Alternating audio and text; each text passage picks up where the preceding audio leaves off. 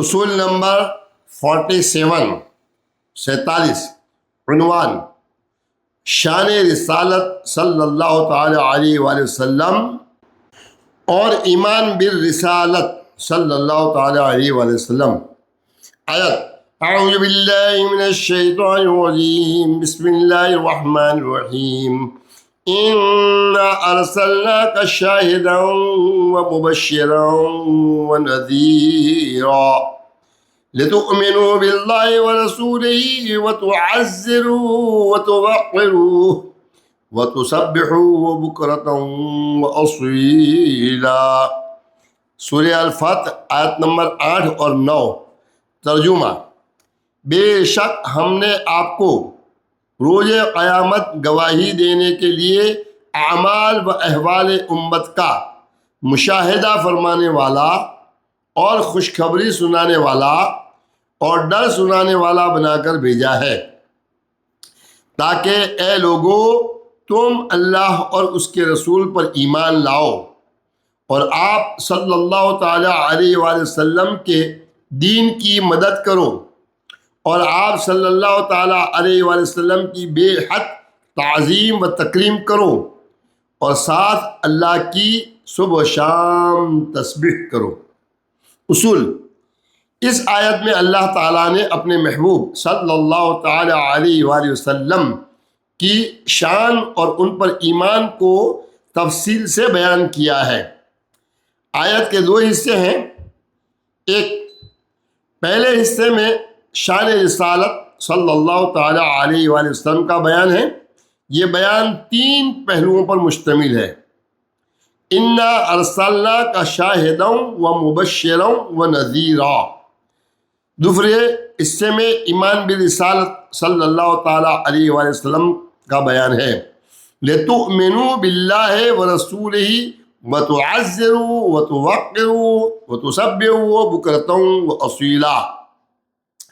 پہلے حصے میں اللہ رب العزت نے حضور نبی اکرم صلی اللہ تعالیٰ علیہ وآلہ وسلم کی 4 شانیں بیان فرمائی ہے۔ ایک شان رسالت، دوسرا شان شاہدیت، تیسرا شان مبشریت اور چوتھا شان نذیریت۔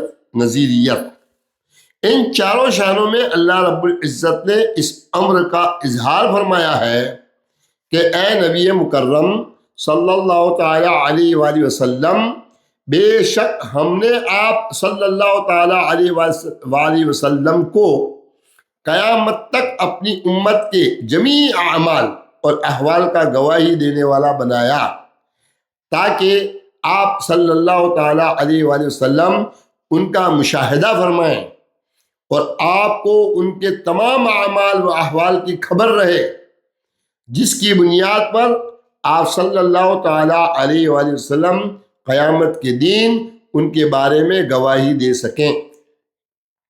پھر امت میں سے جو آپ صلی اللہ تعالیٰ علیہ وآلہ وسلم کی دعوت کو قبول کر کے ایمان لائیں اور اطاعت کی راہ پر آ جائیں گے،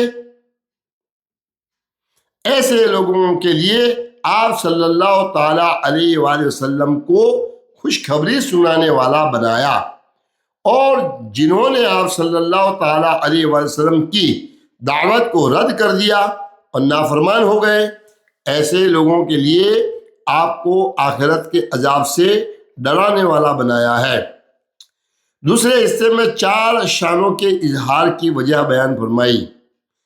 اگلی آیت میں آپ صلی اللہ تعالیٰ علیہ وآلہ وسلم کو ان 4 شانوں کے ساتھ دنیا میں مبعوث فرمانے کی حقیقت کو واضح کرنے کے لیے اللہ رب العزت نے امت مسلمہ کو مخاطب کرتے ہوئے 4 احکامات صادر فرمائے۔ ایک، لِتُؤْمِنُوا بِاللَّهِ وَرَسُولِهِ۔ پہلا حکم یہ دیا کہ تمہارے پاس میرے رسول مکرم صلی اللہ تعالیٰ علیہ وآلہ وسلم شاہد، مبشر اور نذیر کی شان کے ساتھ مبعوث ہو کر اس لیے آئے ہیں تاکہ تم سب اللہ اور اس کے رسول پر ایمان لاؤ۔ وَتُعَزِّرُوهُ۔ 2، اللہ رب العزت نے حضور نبی اکرم صلی اللہ تعالیٰ علیہ وآلہ وسلم کو 4 شانوں کے ساتھ مبعوث کرنے کی حقیقت کو واضح کرنے کے لیے دوسرا حکم یہ دیا کہ اس رسول صلی اللہ تعالی علیہ وآلہ وسلم کی کمال درجہ تعظیم کے ساتھ مدد و نصرت کرو۔ یعنی جب دشمن اور مخالف ان کی ذات اور دین اسلام پر طعن کرے، ان کی اور دین کی بے ادبی و گستاخی کرے، تو تمہارے اندر ان کا ادب، تعظیم اور تکریم اس کمال درجے کی ہو کہ تم ان کی عظمت، شان اور ناموس کے تحفظ میں سیسا پلائی دیوار بن جاؤ، اور ان کی محبت، تعظیم اور تکریم کا جذبہ اس مدد و نصرت کے پہلو میں بھی آیا ہو۔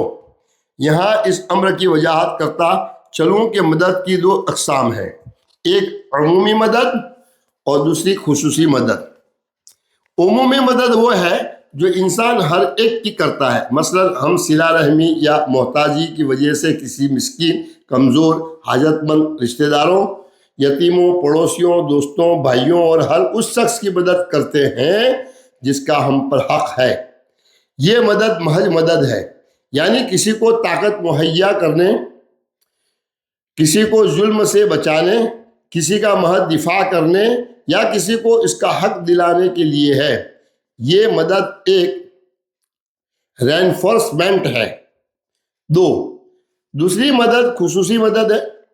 حضور صلی اللہ تعالی علیہ وآلہ وسلم کے لیے وَتُعَزِّرُهُ کے ذریعے جس خاص مدد کا حکم دیا جا رہا ہے، اس مدد سے مراد وہ عمومی، مجرد اور مطلق مدد نہیں جو ہم ہر کمزور و بے بس یا رشتہ داروں، حقداروں اور سوسائٹی کے دیگر لوگوں کی کرتے ہیں۔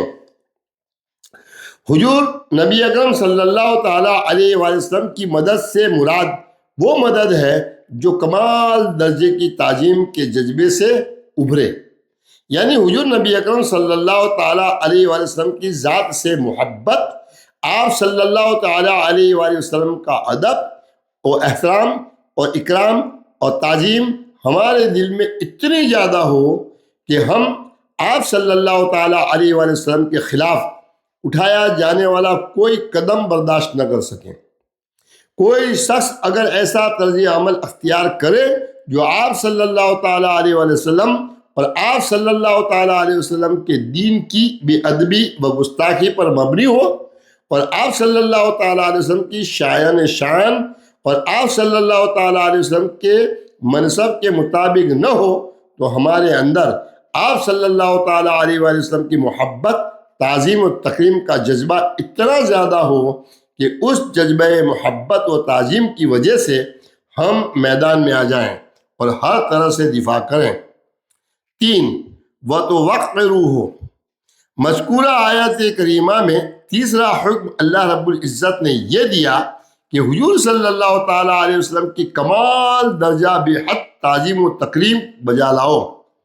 یہ حکم 2 مرتبہ دیا۔ وَتُعَزِّرُوهُ میں بھی مدد کی ساتھ تعظیم و تکریم کا پہلو تھا، یعنی اس مدد کی اصل بنیاد، سبب اور محرک ادب اور تعظیم ہی ہے۔ اب وَتُعَزِّرُوهُ کے بعد وَتُوَقِّرُوهُ فرما کر حد سے بڑھ کر توقیر و تعظیم اور ان کی عظمت کے ڈنکے بجانے کا دوبارہ حکم دیا جا رہا ہے کہ حد سے بڑھ کر یعنی مبالغے کی حد تک ان کی تعظیم کرو۔ 4 وَتُسَبِّحُوهُ اس آیت میں چوتھا حکم اللہ رب العزت نے اپنی ذات کے متعلق دیا ہے کہ صبح و شام اس رب کائنات کی تسبیح بجا لاؤ۔ 4 احکام کے ذکر کی ترتیب میں حکمت۔ مذکورہ آیت کریمہ میں جو 4 حکم آئے ہیں ان میں سے پہلا حکم وَتُؤْمِنُونَ بِاللَّهِ وَرَسُولِهِ یہ حکم اللہ اور اللہ کے رسول صلی اللہ تعالی علیہ وآلہ وسلم دونوں کے لیے مشترک ہے کہ اللہ پر بھی ایمان لاؤ اور اللہ کے رسول پر بھی ایمان لاؤ۔ دوسرا حکم وَتُعَزِّرُوهُ کے ذریعے دیا کہ محبت و تعظیم کی وجہ سے ان کی مدد کرو۔ یہ دوسرا حکم صرف حضور علیہ السلام کے لیے خاص ہے۔ تیسرا حکم وَتُوَقِّرُوهُ کے ذریعے دیا کہ حد سے بڑھ کر میرے محبوب کا ادب اور تعظیم و تکریم بجا لاؤ۔ یہ تیسرا حکم بھی صرف آقا علیہ الصلوۃ والسلام کے لیے خاص ہے۔ وَتُسَبِّحُوهُ بُكْرَةً وَأَصِيلًا کے ذریعے چوتھا حکم دیا، صبح شام اللہ کی تسبیح کرو۔